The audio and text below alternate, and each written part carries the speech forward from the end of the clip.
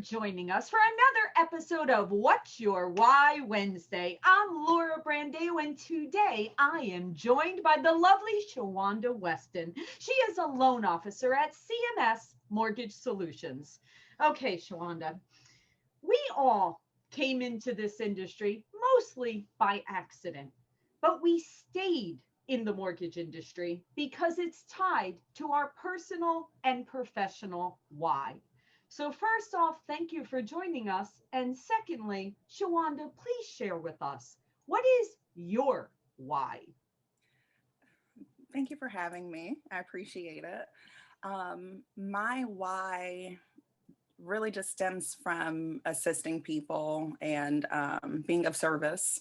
One thing that I've always admired about my family dynamic is just our ability to help others and care for one another. So getting into the mortgage industry, it's very personal for me. Assisting people with home ownership and helping people that don't understand or maybe sometimes don't believe that they can obtain ownership. I was in that very similar position. So that's my why. And let's expand on that. Let's speak about your personal position. So, when did you buy your first home, and what was that experience like? So I purchased my first home at 25, and I was living in my affordable housing apartment with my children. And I had decided that I did not want to move until I became a homeowner. And I got to that point. I was visiting a relative, and there was a house across the street from her, and the house was for sale for $50,000. And I remember sitting there like, you can't buy a house for $50,000. And it kind of made me research, different things like flipping houses, because that's typically what, people would do. And just looking at, okay, a $50,000 house, how much does that cost? And then looking at how much does it cost to fix the house? And then just kind of realizing that if I did something similar to that, it would fit my budget. And it really would put me in a position to own a home instead of renting again. So I went for my first apartment, which was income-based affordable housing. And I researched some grant programs and looked into different options. And I decided I was going to purchase, and I wasn't going to move until I did. And that's exactly what I did. I purchased a house. But initially, before that, I didn't know that that was something I could do, especially at my age and being a young mom, a young single mom. So that kind of drove me into, home ownership. And then it made me want to show other people how easy it was, because I didn't know how easy it was. And that is wonderful. And that's a perfect lead in to my next question. So, the thing about being in the mortgage industry is that, we have such a major impact on other families because of being able to educate and being able to be that guide, through the process and show them the value, the benefits, and that they can do it, right? So, Shawanda, can you share with us one story where you just at that moment said, wow, I truly can make an impact on others through being a mortgage professional? Can you share one of those with us? Absolutely. I have so many stories, but one of my favorite and most memorable, I had a lady that she had been in her house for years. She felt like she was drowning in debt, and she didn't understand how to utilize the equity in her home. And looked at her credit profile. She actually came in, I was working for a credit union, but she actually came into the credit union to try to get a personal loan. She was trying to make a purchase for a kitchen.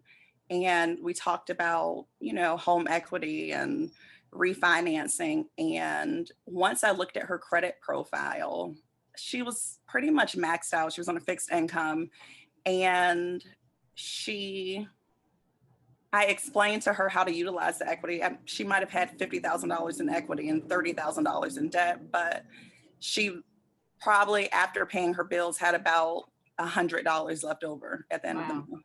Yeah, so things are very tight for her. And we just kind of looked at everything. I was able to pay everything off for her, and it freed up about $1,200 a month for her. Wow. And she was so emotional. And she was just like, I can have my life back. I can go visit my grandkids. And that was just a really good experience for me, because there are a lot of people that don't understand how to leverage the equity in their home. They don't understand how to utilize their credit. Those are just some examples. And I don't know. I think I talked to her probably once a month for almost a year Oh. later. She was just so excited. She got to visit her grandkids. They lived out of town.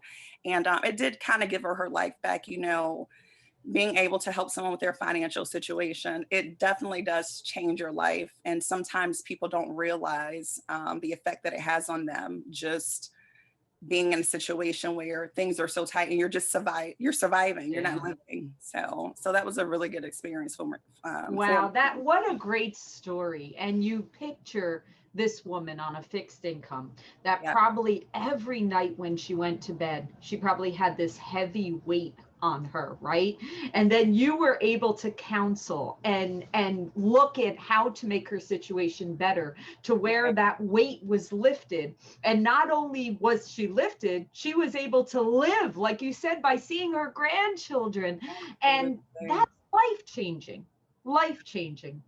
Wow, that's awesome. Great job.